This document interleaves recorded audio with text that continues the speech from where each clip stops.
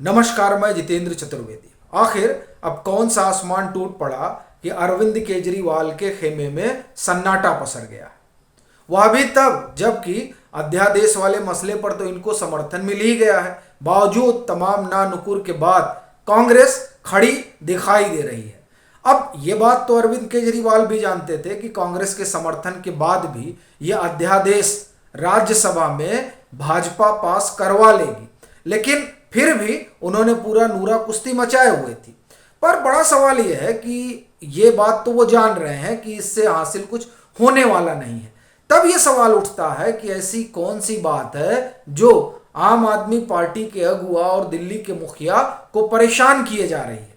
और जहां तक बात संजय सिंह की है तो वो केंद्र सरकार को आड़े हाथ ले रहे हैं और इस अध्यादेश वाले मसले पर राज्यसभा में घेराबंदी की तैयारी भी है और वो घेरेंगे भी। लेकिन इसके बाद में भी सबके जो होश उड़े हुए हैं वो कई तरह के संकेत और संदेह तो पैदा ही कर रहे हैं। तो अब बड़ी बात यह है कि हुआ क्या है। तो देखिए, दो तीन चीजें साफ तौर पर दिखाई दे रही हैं और उनका सीधा सरोकार दिल्ली के उस शराब घोटाले से है जिसमें इनके जो पूर्व उप मुख्यमंत्री हैं वो जेल में हैं और विजय नायर, ऐसे कई लोग हैं जो बिहाइंड द बार है।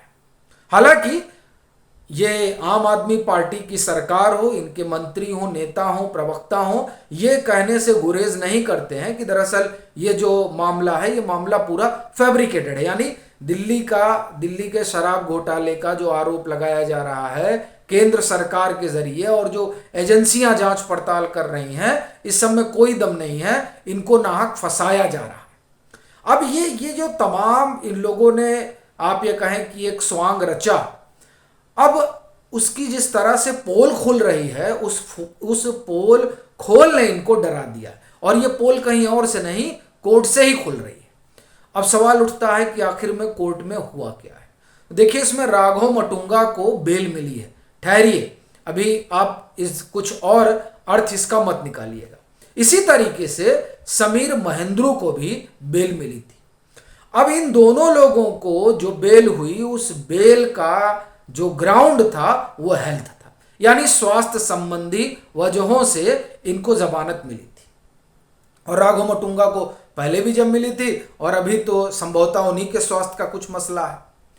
इसमें जो बड़ा कैच है वो ये कि आप देखिए कि जिसको भी जमानत लेनी हो रही है, खास तौर से दिल्ली के शराब घोटाले में जो आरोपी हैं, उनके लिए आप ये कहें कि मेरिट के आधार पर बेल ले पाना तो बड़ा मुश्किल है। और यही बात जो है, जब राघव मटुंगा को हेल्थ ग्राउंड पे बेल दी गई तो दिल्ली हाई कोर्ट ने जो कहा उसका एक तरह से आप कहें कि लवोलुआब यही था कि इसका और किसी मैटर से कोई लेना देना नहीं है। और ये मतलब ऐसा नहीं कि आप उसको फिर और कहीं आर्ग्यू करिए, वो दरअसल उनका अपना मामला था स्वास्थ्य संबंधी, इसलिए उनको मिली। अब यही चीज जो है समीर महेंद्रू के साथ हुई, यानी कि ये जो केस है ये केस बड़ा स्ट्रांग है और इस केस के आधार पर, यानी जो आरोप लगे हैं और जो ईडी और सीबीआई ने चार्जशीट वगैरह तय की है, बनाई है, उसमें जिस तरह के तमाम सबूत रखे गए हैं, साक्ष्य रखे गए हैं, वो प्रथम दृष्टया इतने गंभीर हैं कि इसमें रेगुलर बेल मिल पाना मुश्किल है।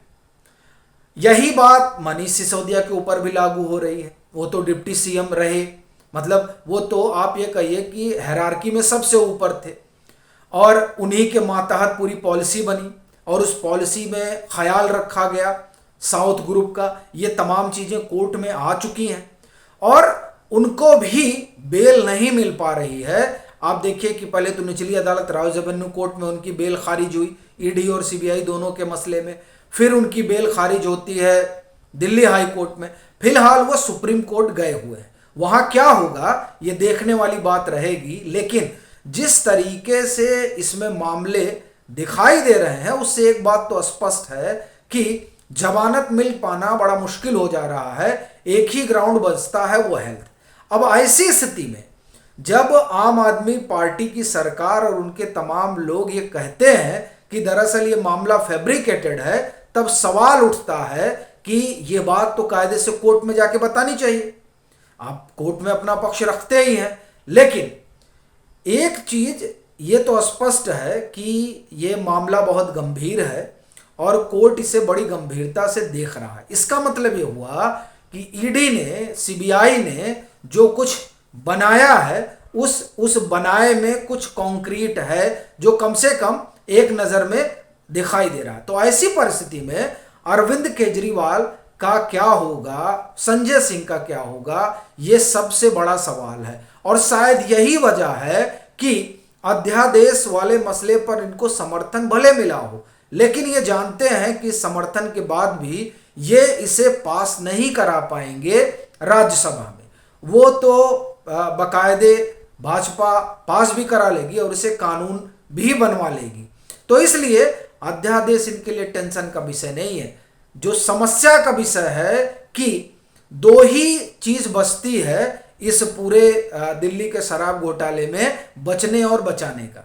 एक, हेल्थ ग्राउंड पे आपको सहूलियत मिल जाती है, दूसरा आप अप्रूवर बन जाए। अब ये देखिए, दिनेश अरोड़ा जो है वो सीबीआई वाले मामले में अप्रूवर बने थे। अब ईडी जो है वो ईडी की कस्टडी में है। अब अगर वहां अप्रूवर वो बन जाते हैं तो देखिए वैसे भी वो मनी ट्रेल वाले मामले में लग रहा है कि तमाम जानकारी दे रहे हैं। फिर दूसरा नाम जो है इसमें वो संभवतः शरत रेड्डी का है, वो भी जो है अप्रूवर बन गए। अब आप देखिए ये मामला उसके बाद में बड़ा अब जो दिखाई दे रहा है कि इन्हीं दो तरीकों से बचा जा सकता है। मतलब अब देखिए, हेल्थ ग्राउंड का तो वो रेगुलर वाला मसला नहीं है, लेकिन अप्रूवर बन जाए तो आपकी जान छूट सकती है। तो क्या अब कोई और अप्रूवर बनने जा रहा है?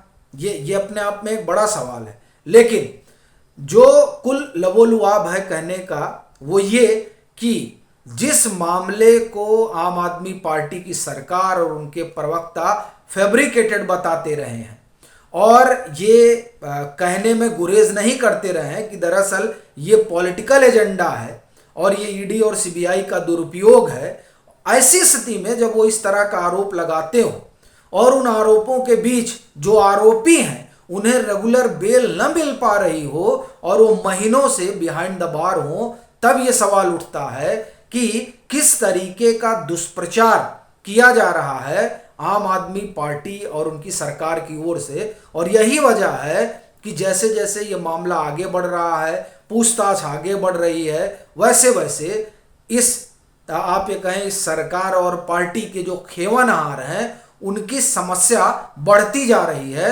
चूंकि जो खबरें हैं वो खबरें किसी भी नजरिए से उनके पक्ष में जाती नहीं दिख रही हैं जिस तरह से जांच आगे बढ़ रही है। हाँ, उन्होंने एक कुनबा जरूर जुटा लिया है। अब ये बड़ी चीज है कि क्या वो कुनबा उनको ईडी और सीबीआई की जो जांच चल रही है जिस मामले में, उस मामले से क्या बचा पाएगा। एक और दूसरा, ये अकेला मामला नहीं है दिल्ली का शराब घोटाला, इस तरह के कई मामले और हैं जिसमें शीश महल तो सबसे बड़ा है।